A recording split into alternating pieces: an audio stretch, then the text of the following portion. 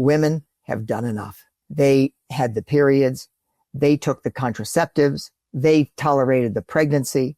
They had to go through the deliveries. Isn't it time for men to step up to the plate?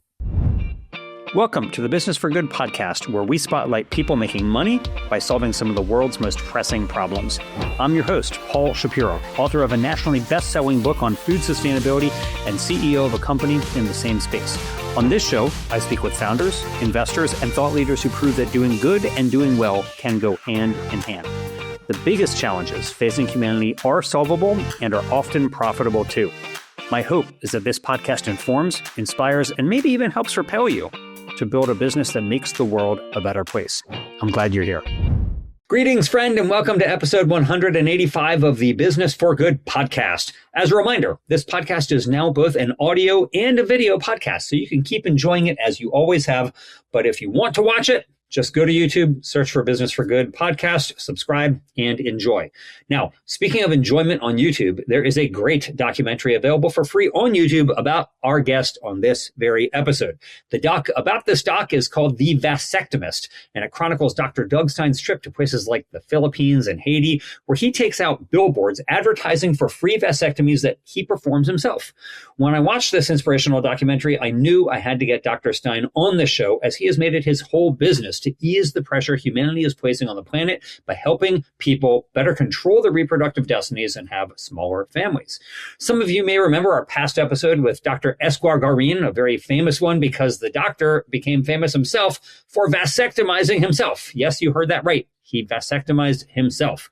Well, on this episode, I'm talking with the man who inspired Dr. Garin in the first place. Both are convinced that the 8+ billion humans who are alive today represent quite a lot of miracles, and that we may all be better off by voluntarily bringing fewer future people onto the planet.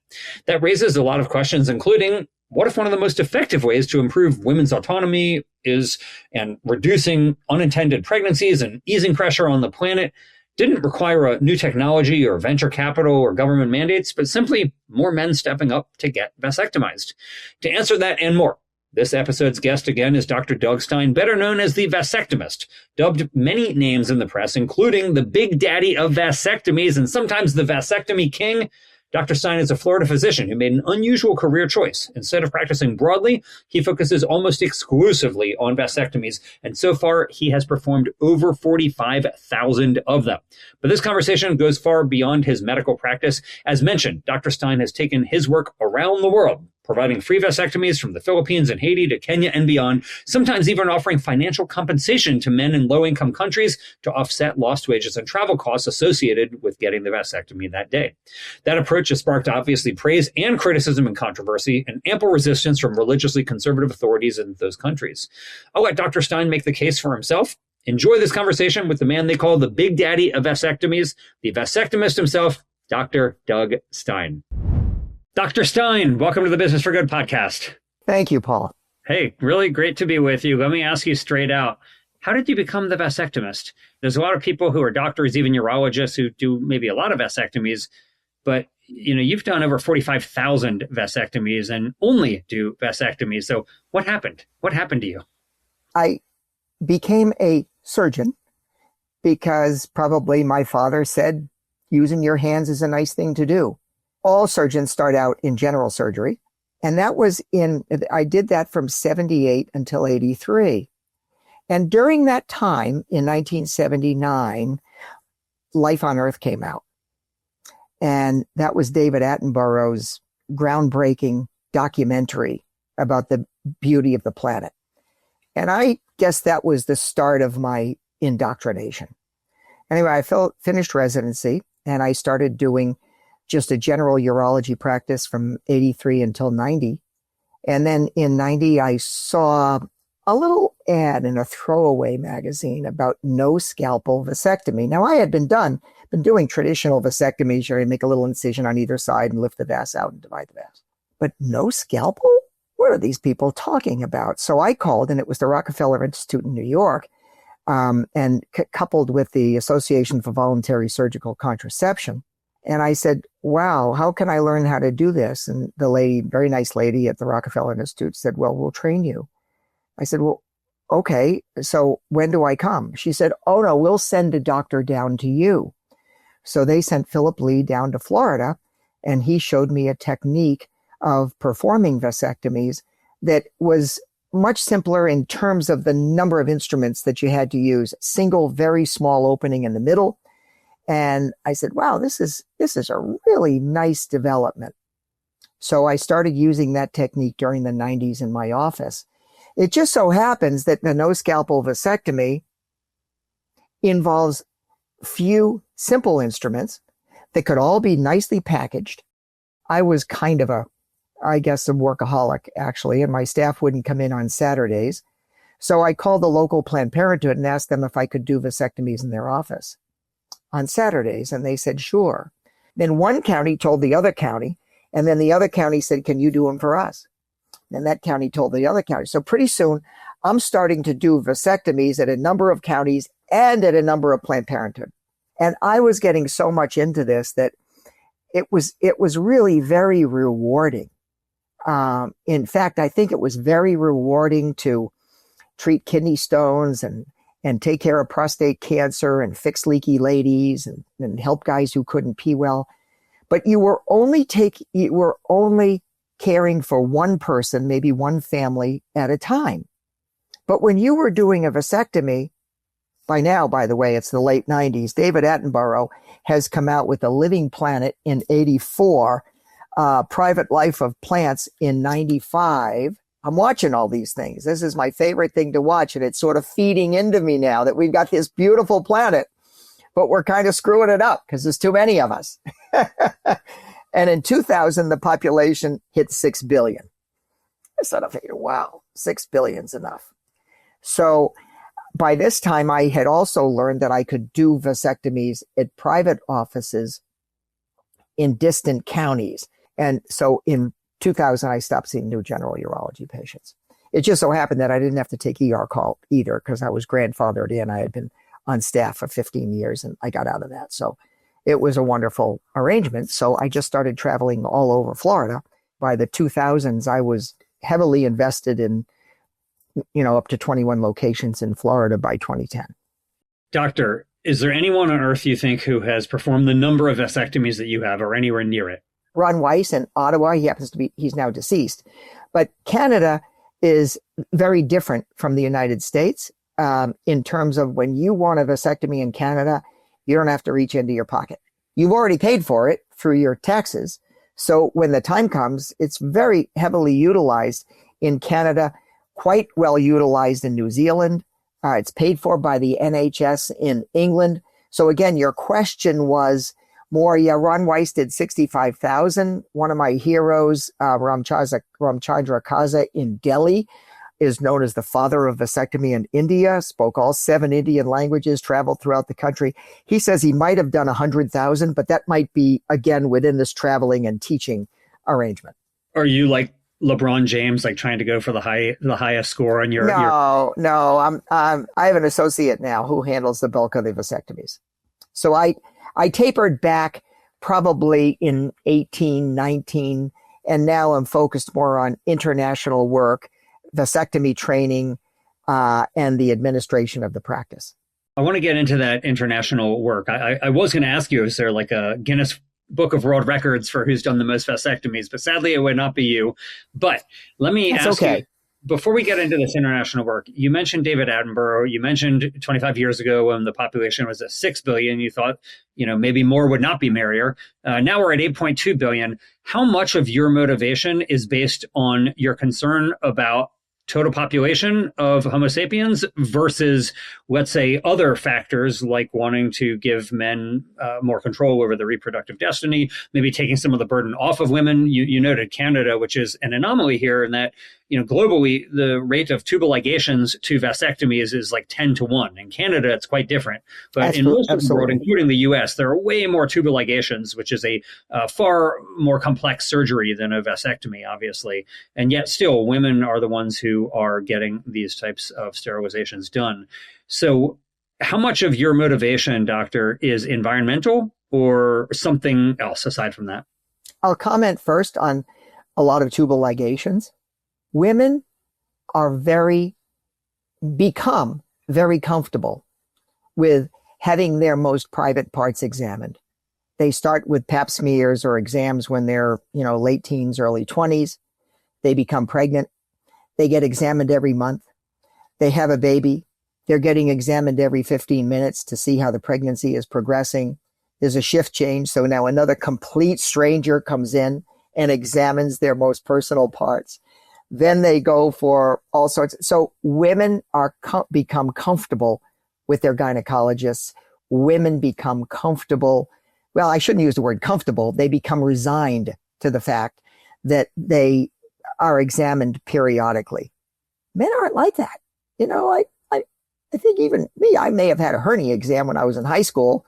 But other than that, nobody's really done a full genital exam on me. So the idea of a man going to a complete stranger and revealing his most private treasures to that and having that stranger work on them, that's a big deal for a guy.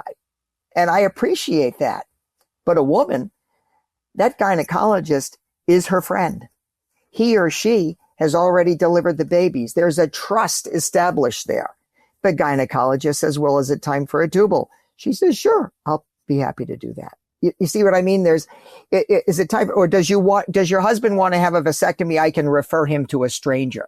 What's easier? Go with the known commodity or fear of the unknown? I do want to just dispel a couple myths while we're on the topic of male reticence here, because I've talked to so many people about vasectomies, and it is shocking to me how much unfamiliarity there is with it. I've had people who told me they thought that it literally meant castration, like you're actually removing the testicles.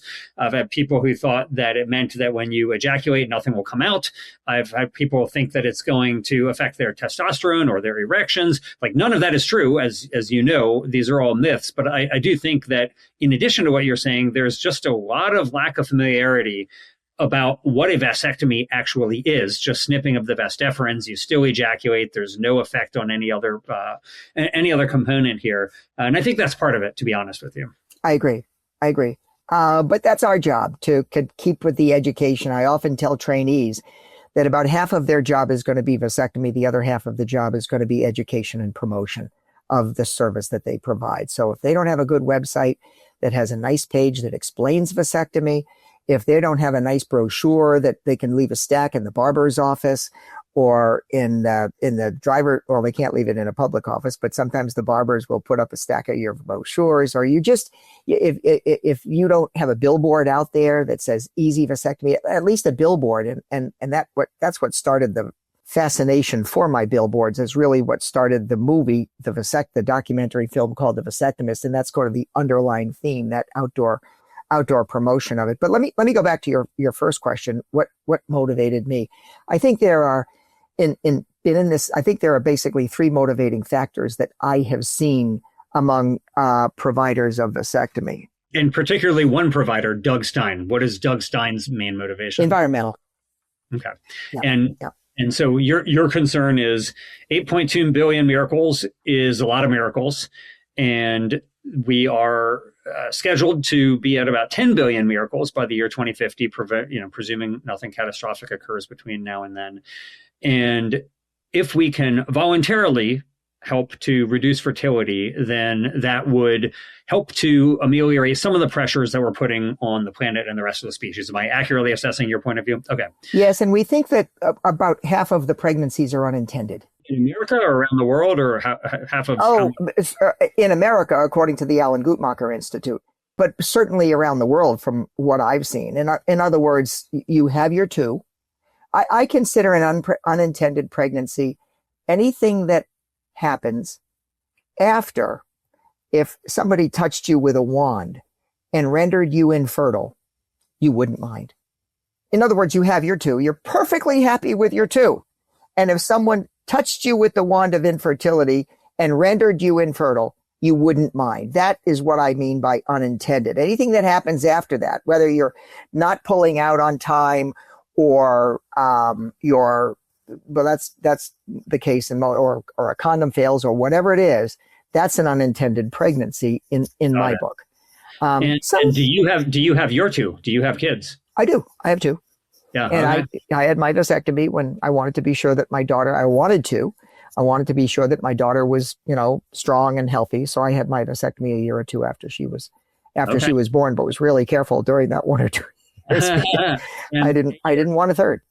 on episode 90 of this podcast, we had Dr. Eskar Guarin, who is perhaps most well known for his mobile vasectomy clinic. Yes. Around and provides vasectomies on wheels. But what really struck me the most was that the response from listeners was less about his mobile vasectomy clinic and more about the fact that he literally vasectomized himself to show how easy this surgery is, that he one weekend at home self-vasectomized. And the thought of a guy vasectomizing himself is, totally mind-blowing. So you said you had your vasectomy. I'm guessing you didn't do it yourself. Somebody else did this for you. I did not. Okay. I always say that the scrotums are all about the same when you're in the gym. Not too much. You can't tell from the other side of the gym that one's much different from the other. But when you get down to the nitty gritty of doing a vasectomy, there are thin vases and thick vases, thick-walled scrotums, thin-walled scrotums, short spermatic cords, longer spermatic cords. In some cases, prior surgery. In some cases, very retractile testes. When you get cold and they yank up on you like that. So, not all the vasectomies are the same. There's a very nice variation from one patient to the next that always keeps you on your toes. Esgar might have judged that he had pretty easy anatomy. Yeah, I don't know. I don't know how one would know what your vas deferens are like, but maybe he had some intuition about it. I'll just say real quickly, the vas deferens feels like a piece of al dente spaghetti surrounded by overcooked angel hair pasta.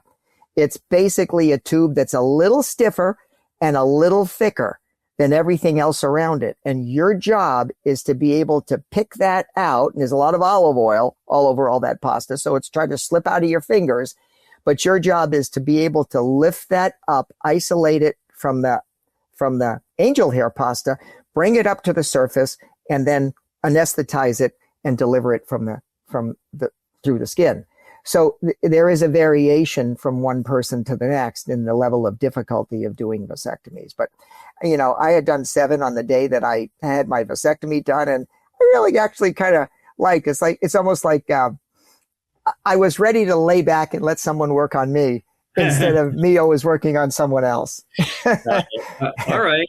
Fair enough. So speaking of you working on folks, we're going to include the link to the documentary about your life and your mission. Again, it's called The Vasectomist, which is available for free on YouTube, but we're going to include it in the show notes for this episode at businessforgoodpodcast.com so people can watch it. But the documentary focuses on your work in developing countries that have very high fertility rates, primarily the Philippines and Haiti. You go, and especially you go to the Philippines and you put up billboards that essentially say, I'm going to pay you $20 to get a vasectomy. And it is amazing, first of all, how many people line up to do this, right? You have lines out the door of people who want to come and get this vasectomy from you. But there's also a lot of resistance. You have religious resistance. You have resistance from people who think it's going to make them so-called less of a man. What led you to think, hey, I have a good practice here. I'm making a living doing something that I love, vasectomies here in Florida. I'm traveling around. I'm high in demand. What made you think I should be doing this in the Philippines? In the late 2000s, around 2008, at an American Urological Association meeting, I met a fellow who was a Filipino American. He had seen my billboards, and my billboards had said, no needle, no scalpel. He practiced in Lebanon, Pennsylvania for years and then retired to Naples, Florida, and he saw a billboard down near Naples, Florida. And he got in touch with me, and we met at the AUA, and he said, can I come and watch you do vasectomies? And he loved it. Now, since the late 90s and throughout the 2000s, again, this is the late 2000s, 2008, 2009, he had been going to the Philippines on medical missions. And he was doing urology over there, scrotal swellings and lipomas, not taking out kidneys or anything, but doing minor things. And the lines always got longer. Every year, the line was longer and longer. And he said, wait a minute, we can't keep up. Even if he was with an organization called the Bisaya Medical Association, and even if we bring more Filipino American doctors to the Philippines, we can't keep up with the demand. there's just too many people. So he started doing vasectomies there and in 2000.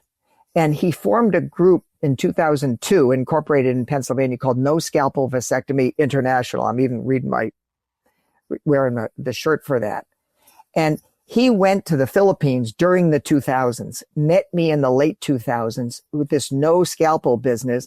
He felt that this would really put the gas, put the gas under this program that they had. Boy, this might be really a crowd pleaser in the Philippines. So he invited me to the Philippines. He said, wow, the Philippines, like that's like on the other side of the planet, isn't it? And he said, yeah. And I said, my heart just soared. The idea of going to this remote place and doing the thing that I love to do best was, wow, I couldn't believe it.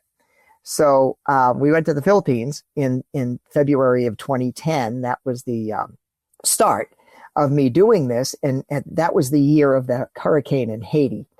It just so happens, not the hurricane, but the earthquake in Haiti. And it just so happened that by me running around in Florida, a pediatrician who was married to a Haitian picked up, kind of in the middle of the night, picked up this journal called The Business of Medicine. You're the podcast for good. This is The Business of Medicine. And I was the cover story, The Business of Vasectomy. And it told about me running around in Florida. And he got in touch with me and he said, could I come, when you come to Orlando, can I come watch you? And I said, sure you can. So he told me then about his wife's cousin in Haiti was running around doing the same thing.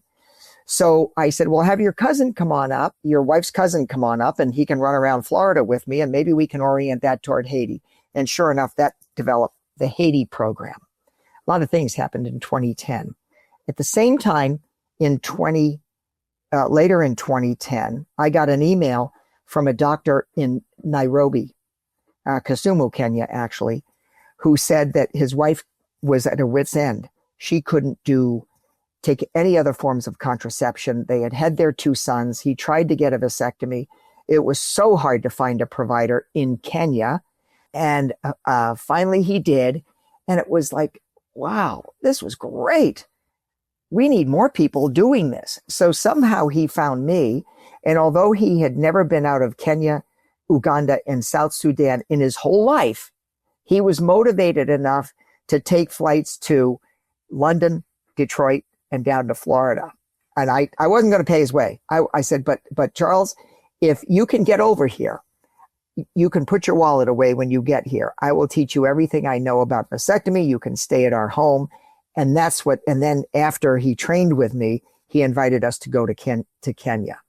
And that was the involvement of Kenya. Now, Kenya wasn't in the documentary. Jonathan Stack, also 2010, was thinking about doing a vasectomy, doing a documentary about his own vasectomy. And someone in New York who had been to train with me said, if you want to know about vasectomy, you really need to talk to Doug Stein. So he looked me up and he came to Florida. And shortly after interviewing me about doing his vasectomy and my stories about going to the Philippines and to Haiti and to running around Florida, he said, wait a minute, this documentary can't be about me. This has to be about you. I said, that's fine. I don't need a documentary about me, but I'd like something that sort of tells the world about vasectomy. Just as you, Paul, were saying there's so much misinformation about it. What could be better, to reach huge numbers of people than a documentary film? So he went with us in 2011 to the Philippines and to Haiti. And when we determined that, and in March, and when we determined that we were going to Kenya, he said, no, I have enough. I said, Jonathan, this is Africa, man. This is big. You've got to come to Kenya. So he came to Kenya with us, and a lot of documentary footage was taken in Kenya, but the documentary was financed by Australians. And if it's financed by Australians, the final edit has to be an Australian editor, and it has to premiere in the country that financed it. So it premiered in 2013 at the Adelaide Film Festival. Let's go back to the documentary. You're in the Philippines and you're putting up these billboards. Now, there is one objection simply to vasectomies, right? You have like the Catholic Church in the documentary where they're just concerned about family planning in general, which they think goes against the will of God. Let's get to that in a minute. But before we do, there's the other component where you say, we'll pay you. It's not just that we're going to give you a free vasectomy. We're going to pay you to get a vasectomy. Now, you claim in the documentary, like this is so that they can afford to get it done, right? They're missing a day of work. They got to transport themselves there. It's not supposed to be a payment on top of it. It's supposed to be basically compensating them for what they would have missed. And for their transportation, because some of them have come from long distances. Your critics are saying, hey, you're taking advantage of people who are very low socioeconomically and they just need the money. What's your counter argument to that? Is it simply that, that it's not really a large enough sum to effectuate that type of incentive? Or what is it for you that you think this is actually the right thing to do, the right policy? That got started because when Ramon, my friend who got me involved in the Philippines, went to Davao in the southern part of the Philippines, the mayor was a guy by the name of Duterte, who later became the president of the Philippines, as you know. And Duterte was a very strong proponent of contraception, maybe even limiting family size, because the slums in the Philippines, whether you're in Manila or Cebu or in Davao, are massive. It's just people living on dirt floors, corrugated aluminum roofs, rains in, cooking their food on little fires. And invariably, there's just not enough infrastructure for alternative forms of contraception. I'll get into that in a minute. But, if the clinics are overwhelmed, where are you going to get your birth control pills after you've had 5 kids? Where are you going to get your IUD after you've had 4 kids? So even the families were sort of overwhelmed with children. And again, Mayor Duterte felt that, what can we do to just sort of sweeten the pie a little bit? They're going to lose a day's worth of work. And if they don't, if they're not driving a tap-tap that day, they may not be able to feed their family. In addition, they may have to go to the other side of Manila to go there and arrange a ride back, because technically they're not supposed to drive their motorbike or their tap-tap back to where they live. So let's give them a little something to sweeten the pie a little bit. Now, I think that goes in other ways. Everybody likes to know that they did the right thing. And, when you tell that little girl that if she gets this shot, she's not going to get whooping cough and she's not going to transmit whooping cough to everybody else, she doesn't care. She does not want that shot. But if you give her a Cinderella sticker, if she knows she's going to get a Cinderella sticker after that shot, she's all in. Or a Spider-Man sticker in the case of a boy. If my dentist doesn't give me a free toothbrush and a little tube of toothpaste when he's done with me, I'm out of there. Not really. But the point is, everybody likes a little something to say, you're a good guy. Yeah. You did the right thing. I understand where you're coming from, and I do think that adults are a lot more like children than we think. We may not want a sticker and a lollipop, but we want something. Now, in the documentary, it's very clear that the Catholic Church is concerned about what you're doing because they are against family planning in general, right? It's not that they're against vasectomies per se. It's simply that they are against family planning, and they think that you should have as many kids as God decides He wants you to have. Okay, what is your response? It's a very Catholic place, but yet people are still lining up in droves to get these vasectomies. What is your counter argument to that? Like when people say, well, I don't want more kids, but the church is against doing this. What do you tell them? If it's not in your heart or you think that it's a sin to do it, well, then that's your prerogative to do that. We're not forcing anybody to get a vasectomy. We're here. If you want us, fine. If you can reconcile that with your religious beliefs, then fine. Do you get threats from anybody? Nobody's ever threatened you? No, not within the Catholic faith. I don't have any experience. I don't have any experience with a Muslim country. We've never gone to a Muslim country. So I don't know whether somebody who, I think that if you shoot an abortion provider in the United States, you're going to jail. if you shoot a vasectomist in the Philippines, you're going to go to jail. So I think that I feel protected and safe even when there is an opposing group. It may be an oversimplification on my part, but I look upon religion as a competing business. What is the business of religion? What is the business of a priest? It's to save souls. And the more souls they save, the more points they get from who's ever rating the priest or the church. So, if you've got a church of 1,500 people versus a church of 500 people, who's the more important leader of the church? It's the guy with 1,500 parishioners rather than 500. So their whole being is organized, is manifest in saving souls and having more of what they have, which is followers or parishioners. Walmart wants more stores. I want to do more vasectomies. They're just sort of, varying business interests. Okay, fair enough. Let us then think about your motivation, doctor. So you're primarily motivated by a concern about environmental pressures. Needless to say, the average American puts far more pressure on the planet than the average Philippines resident or the average Haitian in terms of carbon pollution, meat consumption, trash production, plastic use, air flights. It's very clear that an additional American is not the same as an additional Haitian in terms of the planet's concern. Is it appropriate, do you think, to have a similarly missionary type approach in the United States where you might pay people, now $20 may not be enough, but where you pay people to get vasectomized in the United States or other countries that are very high footprint countries? Before that, let's talk about the motivations for being enthusiastic about performing vasectomies. Another big motivation is the people who are oriented toward women. Women have done enough.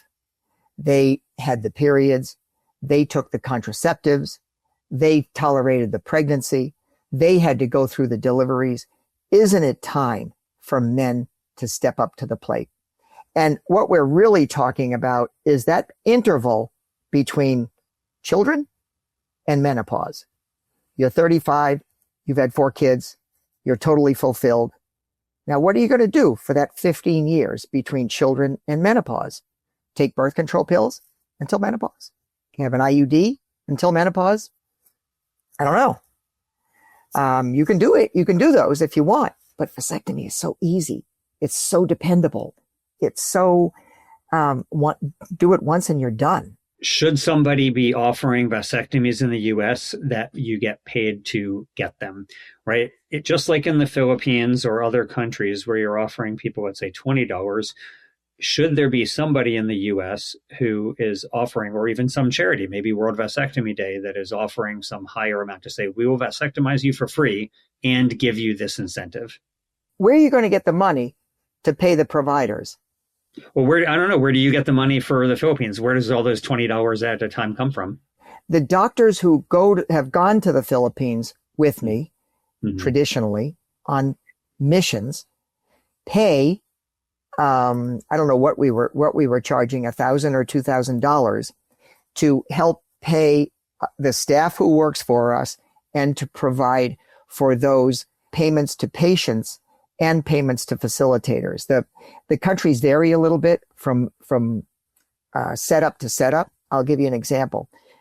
In Haiti, the people who did that, the doctors who went, thought it was such a super experience. Now, these aren't untrained vasectomists. They just thought that it was such a wonderful cultural experience, and it gave them an experience to be with super trained, well-trained by virtue of practice vasectomists and work alongside them, such that if they had a challenging case, they could call me at the next table and say, hey, Doug, can you give me a hand on this one?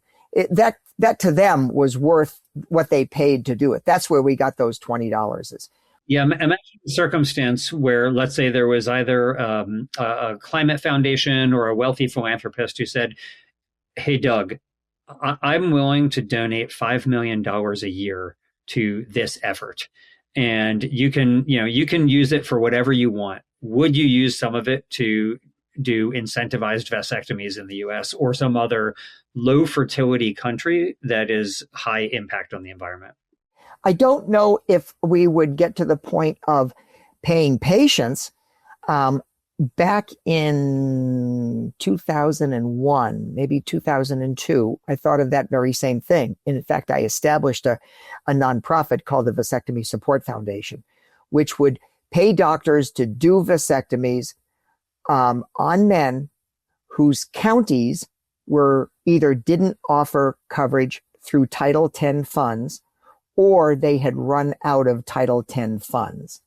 And it worked a little bit. It never really got off the ground in a very robust way, but that idea has already come up. In other words, let's say there's a vasectomy provider in Sacramento, California, and that vasectomy provider is charging $400 for a vasectomy, but he also is contracted with Aetna, United, Cigna, and Blue Cross. And so sometimes the patients are paying. Patients who have a $2,000 deductible and it's January, haven't met it, they've got to come up with a Blue Cross allowable, which might be $450. And so they're paying in that. Your question is, would this organization pay that patient his deductible so that nothing came out of his pocket?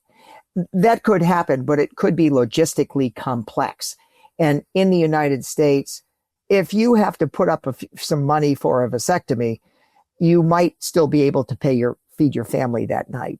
Chances are you already have a car, so you can get to your vasectomy place without hiring a tap-tap or a tuk-tuk or whatever those things are, those public transportation things. So I don't know if I would do that. We have a lot of the patients are insured. Hopefully that will stay that way unless the Affordable Care Act isn't refunded by the Senate. Okay, you're mentioning government policies. Let's talk about that. So now there are a number of countries like Japan and South Korea and some in Western Europe and even the United States where fertility rates are now below replacement. Of course, there's still immigration. So some of these countries are not in experiencing population decline, but some of them are. So you have some of these governments that are trying to increase fertility rates, so trying to incentivize people to have more kids, generally without any success at all. They're offering financial incentives, they're offering tax breaks, all types of things to get people to have more kids. And it seems like, though, governments in the past have actually been effective at slashing fertility rates, but they seem to get them up. China went from around 6 kids to under 2 due to massive government family planning campaigns, contraception rollouts, and of course the one-child policy.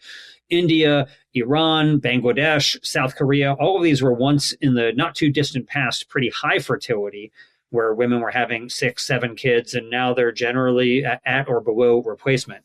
What do you think that government should do to continue the practice of slashing fertility rates? It doesn't seem like they figured out how to get them to go up yet, but they certainly know what to do to get them to go down. What of those programs gets the Stein seal of approval for helping reduce fertility rates? Let's take a country that has pretty good infrastructure. Birth control pills, readily available. IUDs, readily available. You're in Germany, Italy, fairly high standard of living. You go to your clinic, you're going to get an IUD or birth control pills, easily done. You're in the middle of Chad, and you may not have birth control pills or IUDs at your local clinic. In fact, it might be especially low for the past year because USAID has been canceled, and USAID has been very instrumental in providing contraceptive options to exactly the countries that we're talking about, those quote unquote third world countries whose population growth rates exceed their ability to provide infrastructure growth that accommodates that increase in population. When it comes to the first world countries, not only do they have better alternatives to vasectomy in terms of just availability, that's where you come into isn't it time for guys to step up to the plate? Why would a German guy ask his wife to continue birth control pills from children until menopause when he can easily get this done? So then it becomes kind of a matter of, you're not trying to do vasectomies to decrease population growth rates because they don't have a high population growth rate. And kudos to them for not having that, because as our technology improves, our skill at resource extraction gets ever better. Everywhere we look, our ability to extract resources is improving, which drives the cost of those down and drives our individual consumptions ever higher. So can the planet handle a stable population? Maybe, but it should certainly do better if we had a dwindling population. Now, there are those people who say, yeah, but pretty soon you're going to have a bunch of old people and not enough young people paying taxes to support those old people. I have a lot of faith in human ingenuity. And I think that any species who has figured out how to put 8.3 billion copies of itself on this planet can surely figure out how to take care of some old people with a dwindling tax base. Okay. Interesting point. I share your confidence in human ingenuity, especially when there's 8.3 billion brains to try to figure something out. Right. Now, that raises the question then, if 8.3 billion is too many, presumably 6 billion was too many, is there a number that you think is the appropriate number of humans, that, presuming that we're all enjoying a high level of welfare and our needs are being met, right? So not people who are living in squalid poverty. Is there a number that you think, if the population were to dwindle to that number, would be appropriate? Yes. 3 billion. And I don't say that, and I didn't pick that out of the hat. I'd like to show you a book up here, but I won't interrupt to get it. It's called A Planet of 3 Billion. And it's written, a very well-referenced book by a fellow. I'd have to look for the book to get the thing, but it's right in one of my shelves. It's called A Planet of 3 Billion. And it explains that in our world of increased efficiency of resource extraction, anything other than a decreasing population is just kind of a time bomb. Now, it also depends on what kind of a planet you want.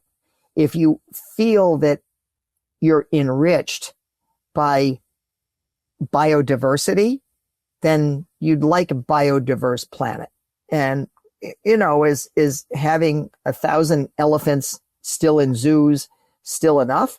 Or does it give you a feeling of fulfillment to know that there are still 800,000 elephants out there roaming freely? It sort of just depends on what you think is the best use of this one living planet that we have. And if you think that we're all images of a supreme being, and our job is to coat this planet with images and likenesses of ourselves, well, I'm not going to be able to fight that. I personally think that biodiversity is a wonderful thing, and I like to go to places where I can hike through a wilderness area and see another hiker, every hour. But when you go to a wilderness area and you're seeing another hiker every 5 minutes, how much of a wilderness experience is that? So I think quality of life is almost directly proportional to population density on a country by country basis. Yeah, and I guess, and we'll link to that, the book you referenced, Doctor, in the show notes for this episode at businessforgoodpodcast.com. And it really, does seem to be dependent on what type of footprint each of those several billion people have, right? So if they're eating a lot of meat and flying a lot, for example, that's a much less biodiverse planet, right? Raising animals for food is the leading driver of biodiversity loss. So the question is, what is a lifestyle like for those people? And one of the reasons I'm optimistic about human ingenuity is because I actually think we're going to figure out ways to produce protein for ourselves that are going to be far more efficient, that don't involve raising so many billions of animals for food. And there's a zero-sum game played between all of these farmed animals and the number of wild animals who are out there. You have more of one, you have fewer of the other. So I'm optimistic about that. And I would love to see a world where we have space for non-humans as well. That brings me then to the question, are there other resources, Doctor, that you would recommend? So we've got the book you referenced. I'm going to also reference the David Attenborough documentaries that you mentioned, which I'm a huge fan of his too. Is there anything else, though, that you would recommend that people check out if they want to learn more? Well, the organization World Vasectomy Day, we don't have a book. It's not a book, but it is a website, wvd.org, which kind of is a living documentary of what we've done through the years. It's podcasts kind of like this, webinars, actually. They're not podcasts, they're webinars, which have all been recorded, and they go into such interesting topics as, should you be offering vasectomy to 19-year-old American guys? Should you be performing vasectomies when a couple comes to you and says, I have a disabled son who's 21 now, and he lives in a group home, and there's so much that he can't do. I just don't want to see the poor guy deprived of sex. So will you do his vasectomy?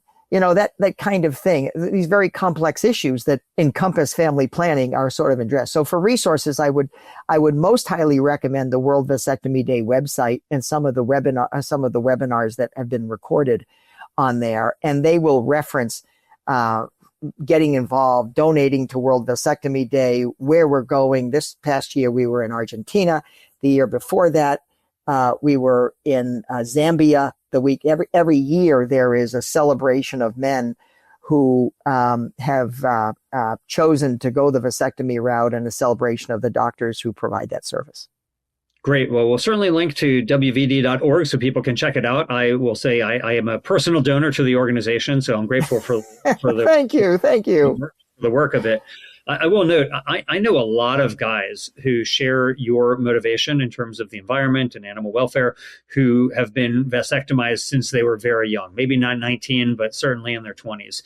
And, several of them had a hard time finding a doctor who would do it, right? These are people who had 0 kids, and they just said, I don't want kids. And the doctors thought, well, you're going to change your mind. I don't want to do this.